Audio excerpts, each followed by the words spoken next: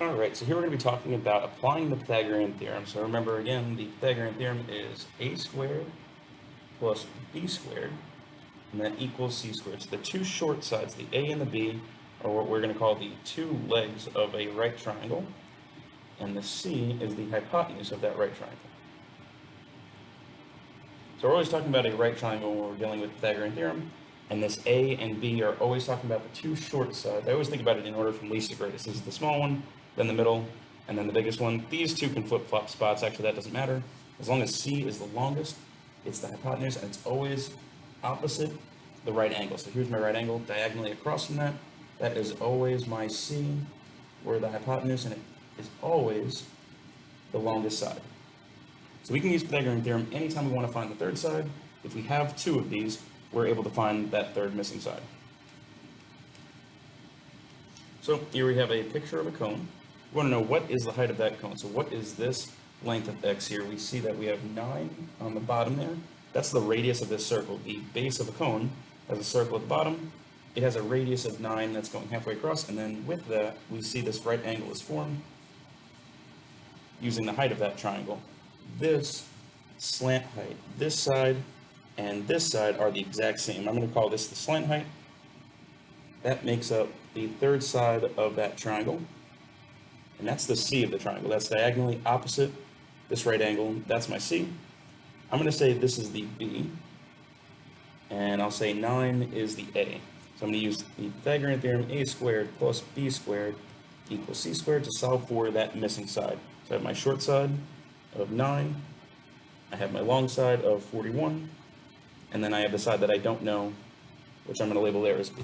You could also keep that as x if you want. Let's keep that as x.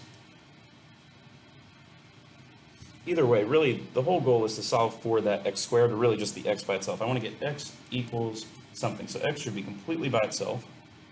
So I'm going to simplify these first. I'm going to just do 9 squared to get 81, 41 squared to get 1,681.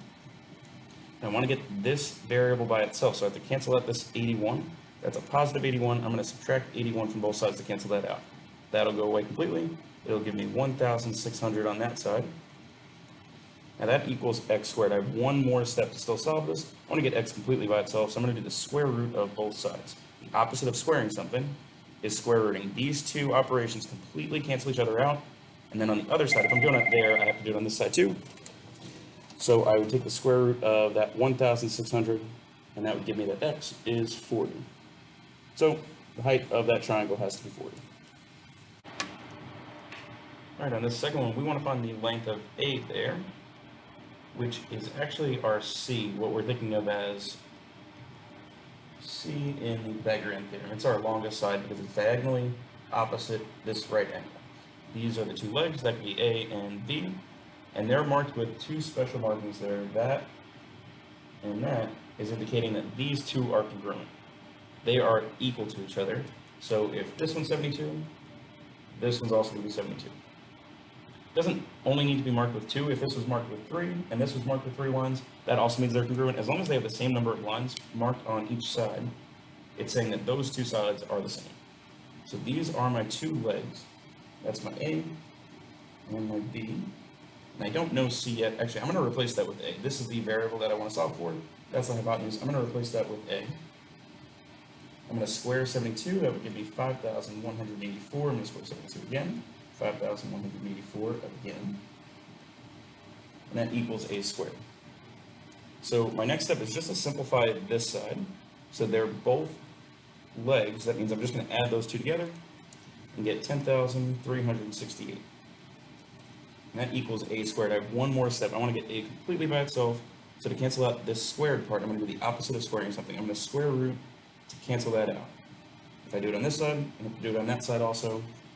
And that gives me 101.8. I'm going to round that to the tens place. So I'm going to say that A is 101.8.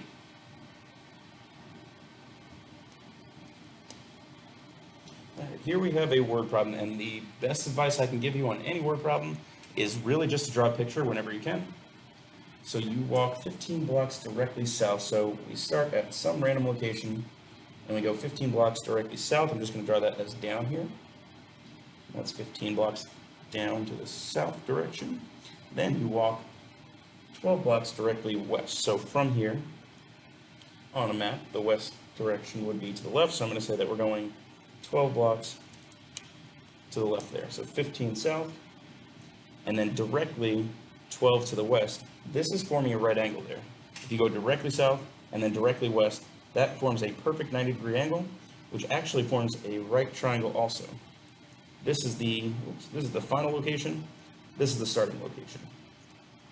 That's where we started. We went 15 blocks south, 12 blocks to the west. That is the final location. And we see that a right triangle is formed there. We want to know how far away are we from the original location. So how far away are we from that spot? Basically, what is that distance? So I have 15, 12 as my two legs, and I'm looking for C. That's diagonally across from my right angle. So I'm going to do 12 squared, that's going to be my A. 15 squared, that's going to be my B. And then C, I don't know yet. So I'm going to square each of these, get 144 and 225. And then our next step, we really want to get this C completely by itself, so we have to combine these first. We're just going to add those two together.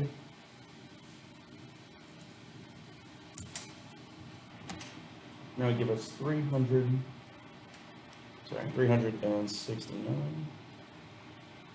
And that equals C squared. That's not the last step in the problem. We want to find C completely by itself. So to get rid of this squared part, we're going to do the opposite of squaring something, which is square root. And these cancel each other out. And we find that C is 19.2. Again, I'm going to round that to the tens place, so we're about 19 blocks or 19.2 blocks away from the original location.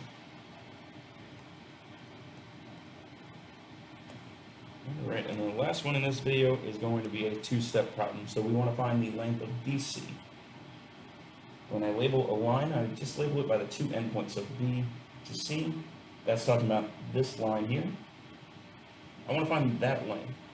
Now I see that I have a right angle here. Actually, that also means I have a right angle there. If this is forming a straight line there, and this is a right angle, this has to be a right angle as well. So see that this side is the hypotenuse of that right triangle. There's my right angle. Diagonally across from that has to be that hypotenuse. I don't actually know that yet. That's what I'm trying to find. And the problem is I don't actually know these two sides either. I don't know this side.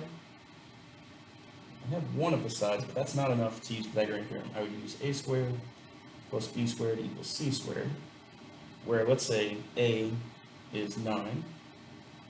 I don't know the b yet, but I can find that. I'm going to use this other right triangle here. This triangle on the left side, that's also a right triangle. That one has two sides.